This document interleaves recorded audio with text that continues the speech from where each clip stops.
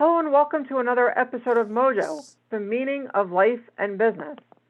On today's program, we're going to be talking about podcasting and why podcasting can be an incredible opportunity for those people who are looking at meeting other folks as well as being in a position to have a great value and also more opportunities to reach the people that you're trying to reach.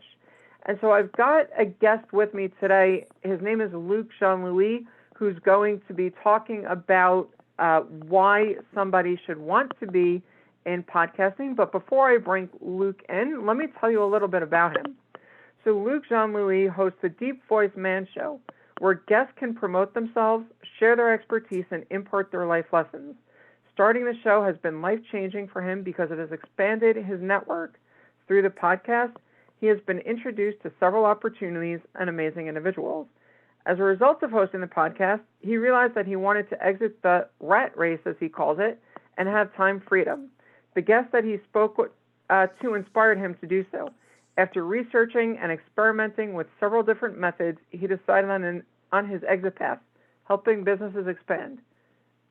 Luc, welcome to the show. Wow, thank you so much. I'm glad to be here, Jennifer. And it's not often that I get to be a guest on a podcast. And every time I'm on, I'm always a little nervous, but I'm very excited and happy to be here. Yes. So let me first set your mind at ease. Don't worry about the nerves. I know that anytime we get up and we're talking, there's definitely some nerves. And I believe that the reason that we do that is because we want to deliver our message to help so many other people. Mm-hmm. And so that's why our nerves are acting the way that they are acting, because it's the universe giving us those spidey sense tingles, if you will, right. so that we know exactly where we need to go to help the people that are listening. So that's what I would say on that. But you've been on the other side quite a few times. As I mentioned to you in the green room, I know quite a few of the folks that you interviewed for your Deep Voice Man show. Mm-hmm. And you've got quite a selection of amazing folks that were on your show. So that brings me to the first question, though, that I wanted to ask you. You've been doing this show now for, what, about a year and a half or so, I think it was, in terms yes. of when you started? So absolutely. What made you decide to initially get into podcasting? It's interesting how it all happened. I read a book because, I'm always buying books, always reading books. I love to read nonfiction, things on personal development, business, finance, history, you name it. And so I was reading a book on networking, on how to get referrals. I remember the name of the book. I don't remember the name of the author. The name of the book was Unstoppable Referrals. And the author has his own podcast. So in the book, he talks about his story and how he, came up with the idea of interviewing people as a way to network. And so I read that book, and I read his other books that delved more into his story, particularly exponential networking, which is excellent. So he talks about how he went to a town where no one knew who he was, and he had to network, and he had to figure out, how is he going to network? How is he going to build these relationships? He knows no one. So he came upon an idea to interview folks. And at the time, podcasting didn't really exist. So what he did was he would record these interviews with folks and put them on a CD-ROM. And so what would happen was he interviewed several different people, put them on a CD-ROM. He would, I think, hand them out or either sell them to others. And it helped him to build relationships with folks. Because what he found was that when he would go out and essentially request interviews with people, almost always they would say yes, because everyone likes to promote themselves, to talk about themselves. And so it was a great way to kind of get his foot in the door and to build relationships with the kind of people he wanted to build relationships with. And he found it to be a very effective way to network and to build relationships and to benefit from them and to create win-win situations for everyone involved. So what he recommends to people is also writing a book, but he's very big on the interview process for networking. So I read that book and it inspired me. So I decided, how am I going to go about and do this? So I went online. I wanted to know, how do you start a podcast? And I found out there's a free platform to start a podcast called Anchor, which I always plug. I don't get anything, or maybe I get a little bit, but not too much from promoting them. And it's something I recommend to everyone, that if you want to network, you want to do it in a direct, targeted way. Start a podcast where you interview the types of people that you want to interview with, and it helps you tremendously. So I can't recommend this method more. Absolutely. And Yeah. the author, by the way, is Steve Gordon. Yes. So it's a great way to be meeting people. And you're right. I mean, one of the things that so many people get when they're listening to podcasts is that they're learning. And one of the things that I'm personally doing with my podcast is also taking some of the things that I've been learning from all of my guests. Luke, as of when we are recording this show, you have 109 episodes already that you had dropped up until this point. Right. So that's a great amount of content for you to potentially start thinking, how do I take the lessons that I learned and condense that into a form that people can start getting even more value of what the experts that you've spoken with have imparted, right? I mean, if your episodes, there's episodes I'm just really quickly seeing ranging in the hour and a half range, Right.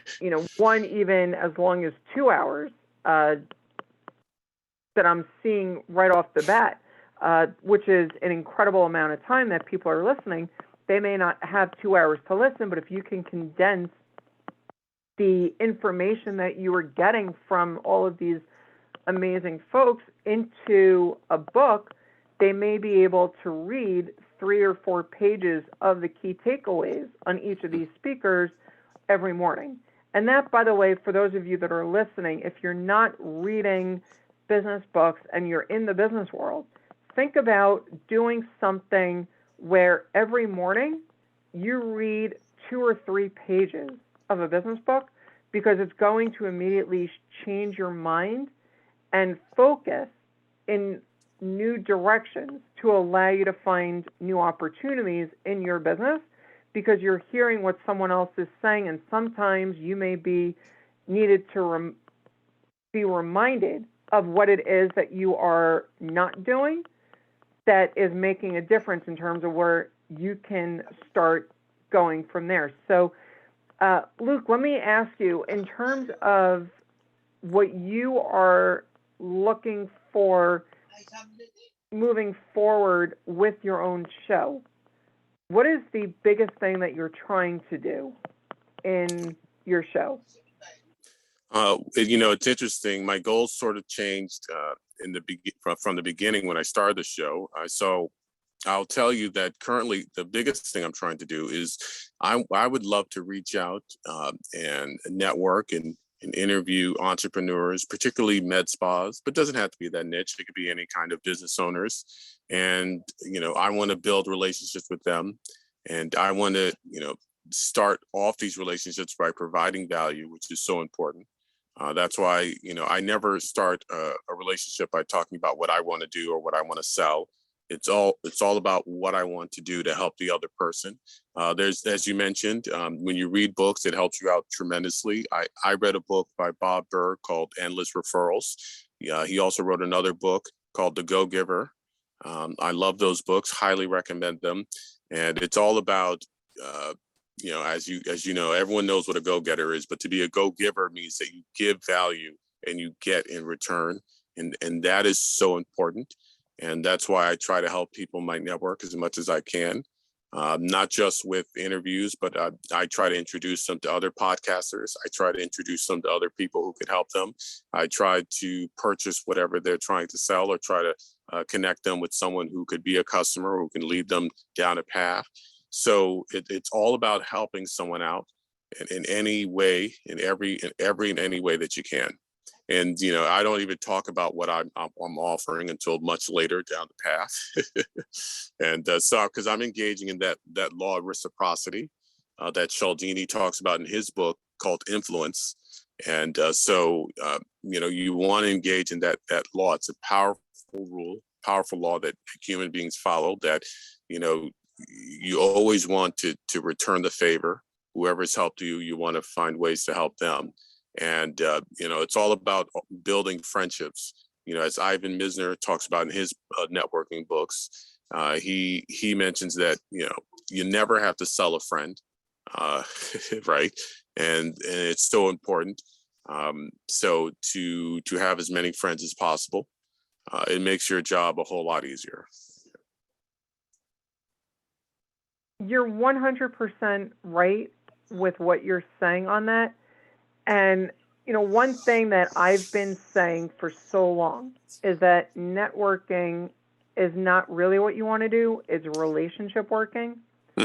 Networking is when I go and I give you a card and I say, let's do lunch.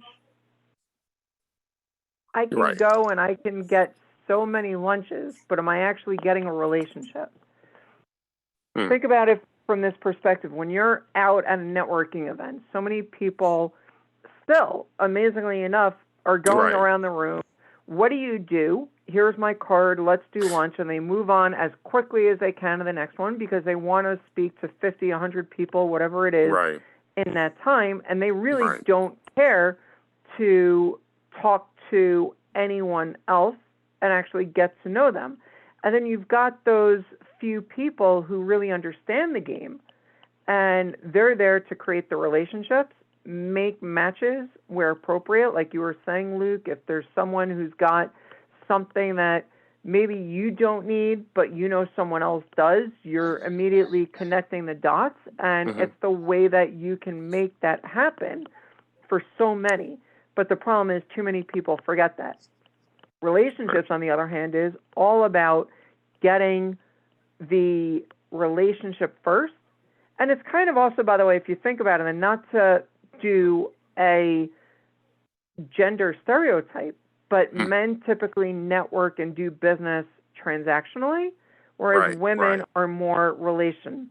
And so it's really important in terms of the relationship that happens. But think about how you're doing it in your own world. As you're listening to this, what are you doing to really make a difference? And by the way, one other thing that you can do immediately, because Luke said something really important before. I don't know if you guys caught it, but the power of reciprocity. The power of reciprocity comes in play when you do something for someone else without necessarily expecting anything in return. And one of the easiest ways that I've done this, and Luke, I don't know if you do this as well, but I ask people when I first meet them, hey, let me ask you, what are you trying to do this year? And sometimes they're going to tell me things that I don't have any connection with. You mentioned you recommend Anchor. By the way, for those of you that are listening, Anchor.fm is the platform that Luke was mentioning. We happen to be using Anchor as well as our hosting platform for the podcast. But when it comes down to Anchor, it comes down to other services. Even if you're not getting paid for that referral, and it doesn't have to be something you're getting paid for, just tell the person this is something that they can use that is going to help them fulfill their goal or their need. And it's amazing how that power of reciprocity starts being returned where people come back to you.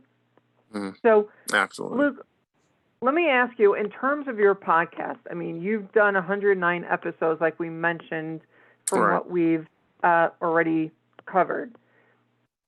If you went back to the beginning, to not your first episode, because the first one is just you talking, but the second episode where you actually had your first guest. Right. What would you do different? Wow, that's a great question. There's a couple different things I would, if I could look back, that would do differently. As they say, hindsight's 2020. I still would have kept the same guest. I don't think anything was wrong with the guest. I thought they were all great. But there were a lot of mistakes and hiccups that I made. So, it hurts when I have to listen to the early episodes because as you do podcasting and interviewing, you become more polished, you get better at it. So when you have to listen to the stuff you did in the beginning, there's all these mistakes. So in terms of what I would do differently, I had this kind of bad habit of, when people were talking, I would give these verbal cues, like, oh yes, and then I noticed that when in the early episodes I did that a lot, and it was like, oh my goodness, it's like, so I didn't interrupt, but there were just too many, verbal cues are good because it lets it lets the speaker know that you're listening, but I kind of overdid it. So it was something that had to be brought to my attention, and I took the feedback. So I've gotten much better at interviewing people and doing follow-up questions. So when I listen to those early episodes, I hear all the mistakes. I hear, there were a lot more fillers, the ums and ahs and whatnot. So it actually hurts for me to listen to the early episodes. So I would do that differently. I guess the other things I would do differently is perhaps based on the goals I have now, I think I would have interviewed more, maybe more entrepreneurs. But I do believe I interviewed a fair number of them. I interviewed quite a few business coaches, which I don't regret at all. I love interviewing business coaches. The thing about networking is that each person is a bridge to roughly 200 people that you don't know. And so that's why networking is so important. It allows you to expand your reach. And so, it's best to do targeted networking to kind of, that's why I love LinkedIn. I think I met you on LinkedIn. That's how we started our supposed relationship. And we have, a lot of mutual connections. And so love LinkedIn. LinkedIn's a great place to do a search to find the type of people that you want to build relationships with. And you reach out to them, do a connection request and offer value. Don't try to sell anything. Don't don't do that. That's a big mistake people make, particularly at the networking events that you talked about. How the men tend to do it wrong and the women tend to do it right. So, but the thing about podcasting is that you want to stick with it. It's not about trying to get the largest audience or trying to make a ton of money. It's about networking, and it's about building relationships. The audience will come. Don't worry about it. In the beginning, it might be a few people listen to your show, but you just got to stick with it. And so, unfortunately, the average podcast is about only 5 or 7 episodes, which is a darn shame. But I think I got off track with answering your question, so I apologize for that. But again, the changes I would make would be the way I communicated during those interviews. That's the big one. Yeah.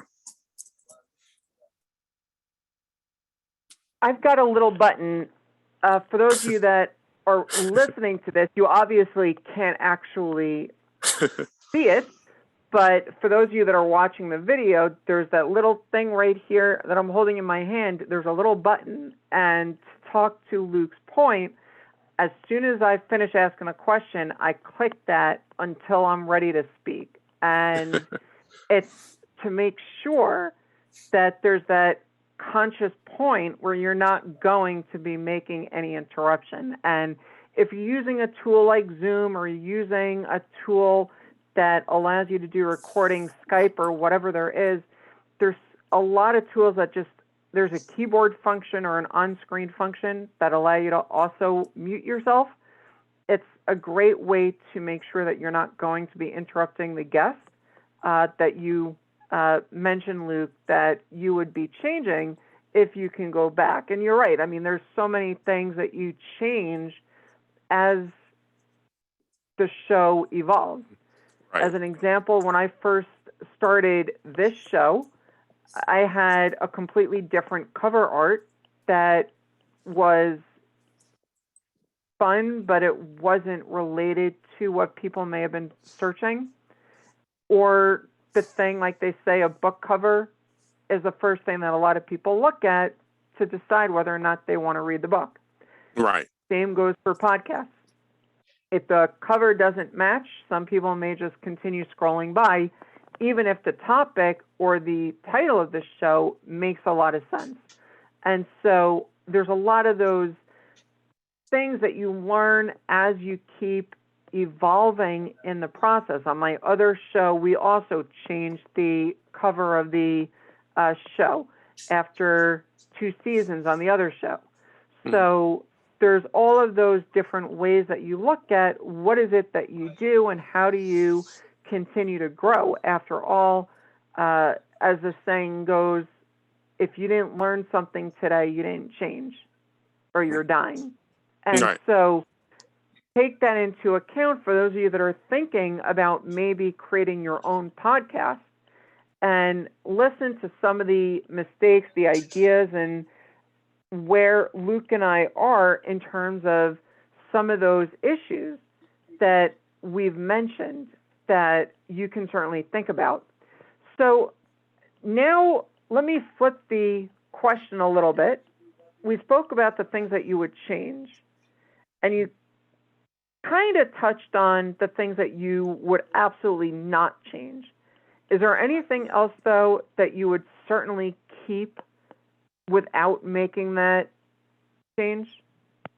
Sure. The things that I started doing and continue to do that I would keep, absolutely. I would still keep it a business podcast. I would still keep it on that focus. It's interesting. I tend to, I think before, I think I mentioned this before, one of the things I would change to answer your previous question was I would have been a little bit more targeted in terms of the people I would interview, in terms of being more entrepreneurs. But I guess in terms of what I would keep, I would still keep it a business podcast. I'd still be the main focus.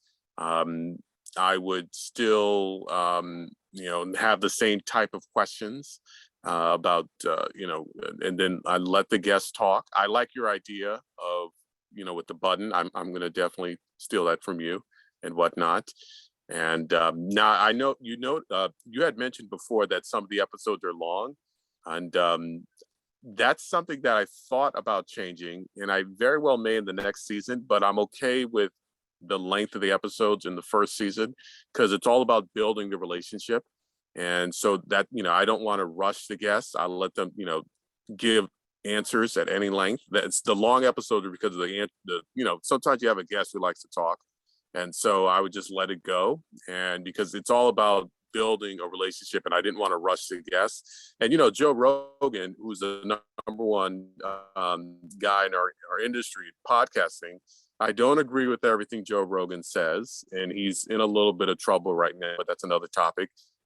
He has a 3-hour long podcast, and he's the number one guy, right? And so I thought to myself, hey, if Joe Rogan can have 3 hours, I can do 2 hours here and there. Why not? That's what I figured. So, but going forward, I'm definitely going to shorten the episodes, but I don't regret having the lengthy episode in season 1. I would still keep it that way. And just one thing that I would add to that point, and another one of my guests, Michael Koala, mentioned when we were talking about video content, but the idea is the same whether it's video, podcasting, or any other medium, and that is the length is as long as the episode needs to be or the topic needs to be to get the point across without it getting to a point where you start boring the audience. Right. Because the last thing you want is for them to tune you out. But when you're recording the episode, I mean, here's an example. The longest show that I did in this particular show was about 54 minutes, if I remember correctly. One of my first shows that I did in this Mojo, the Meaning of Life and Business show. Mm-hmm. And what I did in that interview was a gentleman who was talking about privacy and confirming who we are as an identity issue. But the really cool thing about who he is, the App Store that sits on your phone? I don't care if Right. you're an iPhone or a Google Android user, the App Store is still there. It's just the Google Play Store or it's the Microsoft Store or the App Store. He's the guy that invented it. Oh, wow. Really? That's a pretty cool guess. And if Yeah. he's talking about a new product that he's doing with identity and confirming who you are and what you need to do that, I decided I'm going to give Jesse that opportunity to continue having that platform. And so sometimes it really is, where's the value that your audience is going to come from also? And part of that episode, we actually talked about his experience when he invented the App Store and sold it to Steve Jobs. And so that was a really interesting conversation. And so you were saying in terms of what you might do in season 2, think about, though, if I can just make this recommendation. And by the way, for those of you that are listening, realize a podcast can be completely organic, right? I just want you to think about that as you're listening. Luke and I are kind of having a conversation here. As you're sitting there, you're a fly on the wall, literally speaking, or figuratively speaking, because you're not actually a fly, but you're sitting there as Luke and I are talking here, and you're hearing us spitball and brainstorm ideas also. Sometimes these are going to actually happen. I've done this many times with other guests as well, where I threw out possible business opportunities. If it happens, it happens. If it doesn't, sometimes, again, there's no such thing as a bad idea when you're brainstorming, but you know where we are. But anyway, so what I would just say in your next season and as you continue moving on is think about from the perspective of what are you doing and the guests that you have and the value that they're bringing in terms of the lanes. Like you said, Joe Rogan has 3 hours of his program. Right. There's a lot of radio shows that are still on, believe it or not. People still listen to the radio. And a lot of the talk radio shows are anywhere from an hour to 6 hours. And so if you have the right topic, the right listeners that are interested in the topic, and of course the guest that's involved, more opportunity you're going to be having in terms of whatever that length of the episode may be. So for those of you that are listening, think about it in that perspective as well, so that you know where you would be. Luke, that then brings me to another question. When you're looking at the show, there's people who are putting out episodes every day. Some are more than once a day. Some are once a week like we do. Some are once a month. Some are less often. What would you say from your perspective as far as consistency's sake? What would you say would be the best way to release episodes from what you have seen? So from what I've seen, and it's interesting because in the beginning, I did as many interviews as possible. And I was so excited to start a podcast, and I published them all once they were done and just had it all there. Because I read an article that said that if you publish early, publish often, it'll really help to build your audience. I did find that to be the case, but obviously, as excitement wears down and, you realize you can't just interview people all the time. I guess I settled down to just doing it once a week. And I think for most people, obviously, who live busy lives, once a week, I think should suffice. And that gets people, and you release it, at the same time, whether it's a Monday, whether it's a Tuesday, and then so people can expect it. And because at the time when I started my podcast, I was unemployed, so I had a lot of free time on my hands. So I was able to interview a ton of people at that time. Now I'm full. I have a full-time job, and so I can't interview people at the kind of pace that I did when I first started. But I think it's best to do one a week, and I think that for most people, I think they can handle that. And I think this is what many listeners expect. So just one a week. Yes. And so, as you think about the name of the show, the name of your show, the Deep Voice Man Interviews Professionals, or the Deep Voice Man Show, when you're looking at the name of the show, now obviously the Deep Voice Man Show is an interesting idea. I mean, well, let me see. You've got the guy, I forget his name right now. He was that homeless gentleman that he was discovered and he eventually Yes. got on the radio. I'm blanking on his name at the moment. But, I mean, he had one of those true deep voices. Yeah. And he definitely had the voice perfect for radio and voiceovers and things along those lines. How did you come up with your show name? And do you have any recommendations for our listeners on what they can do to come up with the name of their own show? Wow. So how did I come up with the name? It's interesting. So throughout my life, people have always complimented me on my voice, on the pitch of my voice. I had a job where I had to communicate with people over the telephone frequently, and then I spoke with one gentleman on the phone, and he said, whatever you're doing, you got to stop. You got to go into broadcasting. He would just tell me, I would hear all these compliments. And it was like, and my coworker who sat right next to me, you got to do something with that voice, man. Come on. I'm telling you, in terms of voiceovers, rate, whatever, you have to monetize it somehow. So I said to myself, all right, I'll figure it out. And that's another reason for the podcast. And my show, for the most part, is essentially audio. So I don't really have videos of interviews that I do unless the guest requests it. And this is something I may change for season 2. But so for most of the episodes, you have to listen to the audio. And so I think which really helps for my voice to shine. And so that's how it all started. I was blessed with this very low, deep voice. And I thought, why don't I call it the Deep Voice Man Show? I was very lucky that I went online to search for a domain, and Deep Voice Man Show was available. So I grabbed it. And so I was able to take it and then put it onto the show.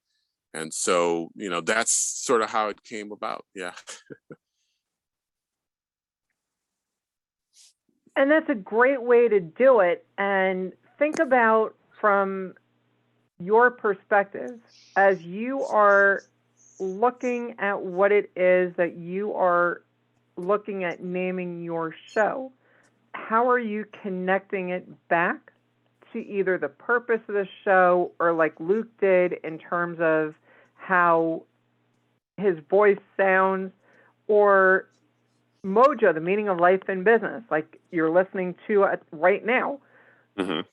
This show, the whole point of the show is to get the guest's mojo.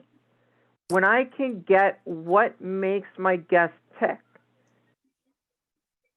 it starts sending off light bulbs to the listener. Mm-hmm. What ideas did you get in terms of what you've heard so far from Luke, in terms of the information that he shared with us on today's show? Think about that. And then the meaning of life and business, because it is still life and business that we're talking about. You can't separate one from the other. And so Mojo, the meaning of life and business, became the name of my program. And it's really important as you think about what you're doing to think how that can further grow. And I will share with you the other show that I do as well. It's the Bottom Line That Matters podcast. Comes from the name of one of my books. It's The Bottom Line That Matters. And so it just was a simple idea, carry it forward, and that matched the brand in terms of what I was trying to continue building. So it doesn't have to be something cutesy like the Deep Man Voice Show, which is an incredible name, by the way. It's a great tongue twister, though. I don't know, you have to say it a little bit slow, but it's definitely one of those things that as you think about it, you're going to remember the URL and it's going to help you in what you're trying to do to reach more people. And so, Luke, where do you see the show going as you go into the next season, and assuming that you've got many more ahead of you? Where do you see the show going, and what are your biggest hopes for the show? Well, the show so far has accomplished so much for me, and I'm sure it'll accomplish more going to the future. Where I see things going is I'm going to do more video. So there'll be a YouTube channel.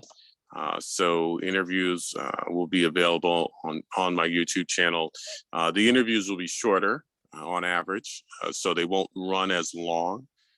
So that's something that's going to change. I'm probably going to do more live shows, live streaming. There's a podcaster that I love listening and watching his show.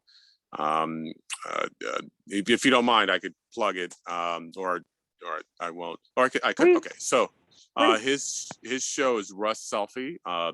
He's out in Oregon. Great show. It's a live show. And so it's live streamed on LinkedIn and elsewhere. So love his show. I've been a guest on his show. And so doing a live show, I think would be great. So people, can see it live. And so again, videos, shorter interviews, perhaps doing live shows. I'm going to try to do more targeted interviews where last season, I just kind of interviewed anybody. I just went up to anyone. Do you want to get on the show? This time it's going to be more targeted for a specific reason in terms of what type of guests that I'm looking for. And so that I wish to build relationships with. So, and also obviously as the show goes on, I want the audience to build more. I want more and more eyeballs, more and more ears listening and watching the show. But it's been incredible so far. I have audience, people who've been listening to the show all over the world, Africa, Asia, you name it. And so it's very exciting and whatnot. And so, I think that the show has a long way to go in terms of growth, but it's made it a long way so far, so which is great. And congratulations on all of the success that you have had on the program. Thank you so much. Absolutely. So Luke, if people want to get more information about the show or to even potentially be a guest on your show, how can they find out more information? Sure. So they can reach out to me on my Facebook page. They can go there. Obviously, I think you'll have it in the show notes. They can go to. They can reach out to me on LinkedIn. When I prefer people connect with me on LinkedIn, but it could be anywhere. I always say yes to almost every connection request. So you can find me through my name, Luke John Louis, and I could spell it out for you. But I think you'll have it, I'm sure, in the show notes. So you can reach out to me on LinkedIn. You could reach out to me on Instagram. You can find me on Instagram again through my name. You can also email me. All right. You could reach out to me on the Facebook page. You can follow the show on there. You can reach out to me on the YouTube channel, become a subscriber and whatnot. And to expand on your last question, I also want to say that a future plan I have is also write books. So I'd love to write books. I'd love to turn the interviews that I've done with guests into books. So that's something that I would also like to do as well. Going into the future. So, not just to be a podcaster, but to be an author as well. So, that's essentially how you can reach me. It's easy to connect with me on social media or email or whatnot. Thank you. And thank you for that. And we said it earlier and you said it again in terms of having the book. One of the biggest things to help you in your networking, but really more importantly, relationship working, is if you have a book. Absolutely. So many people are out there and they are trying to say that they're the subject matter expert in a given area. But when you can show an actual copy of a book, and you can, like the copies that, for those of you that are watching this on video, you see behind me copies of my books. For those of you that are listening, they're on Amazon, they're in Barnes & Noble, they're in, the big stores where you can find my books. And the idea is that the more that you can see, look, she has a book, he has a book, it changes the credibility. It changes the perception immediately. Oh my God, you're an author. And people then want to get the author's signature in the book. I had lunch with some business people before the new year, and they got a copy of my book, and they asked me to autograph it because, hey, look, I'm getting your book. I'm with the author. I have to get the author to sign my book. And so it really starts changing what you're doing, and it really starts adding even more value to what you're trying to do. And in terms of pricing the book, it can be something really inexpensive. It can be something crazy like a textbook. We've seen those prices. And even on some regular business books, I mean, amazingly enough, I've seen when you look on Amazon, they're $400 for a business book. Wow. I mean, that just blows my mind. I feel like I'm back in college when I'm looking at those prices. But in terms of the idea, though, is it's really important in terms of what is it that you're doing that is going to really make the biggest difference in your life and in the lives of people that you can touch. Having your own podcast or your own email list or your own social channel, YouTube channel, whatever it is that is the way that you want to connect with people. And by the way, when we use the term podcast can include audio, can include video. It's not only in the audio format. In the beginning of days when Steve Olsher, who is by many people credited with being the godfather of podcasts, when he created them or really made them popular, it was only audio. And one rule that I heard, and for those of you that are my longtime listeners, you heard this from another guest as well, you need to be consistent about posting. Luke and I covered that earlier. But the other thing that you do have to be paying attention to is don't expect to be a success until after about 2 years of publishing your podcast, because at that point is when people are going to really start connecting with you and really following you to the point where the podcast can then start being monetized and have more opportunity. In the beginning, though, the whole idea, like Luke was saying, is all about networking, all about those relationships, finding the key people of influence. Kevin Harrington, the original Kevin from Shark Tank, was one of the authors of Key People of Influence with Mike Dent and, oh God, I'm blanking on the other one. But Key People of Influence is really important when you think about what it is that you're trying to do, right? The whole idea of podcasting or networking is to find those people. Luke mentioned 200 people, right? You can find 200 people through the person that you're meeting with. If you can do that succinctly, and podcasting is one of the other tools you can use to do that, it's going to ultimately be that much more beneficial for you in terms of where you're going. So Luke, I want to thank you so much for being my guest on today's program. It was definitely a lot of value, I hope, for our listeners. And until next time, this has been another episode of Mojo, the Meaning of Life and Business. And until next time, here's to your success. Thank you so much for having me on the show. Absolutely.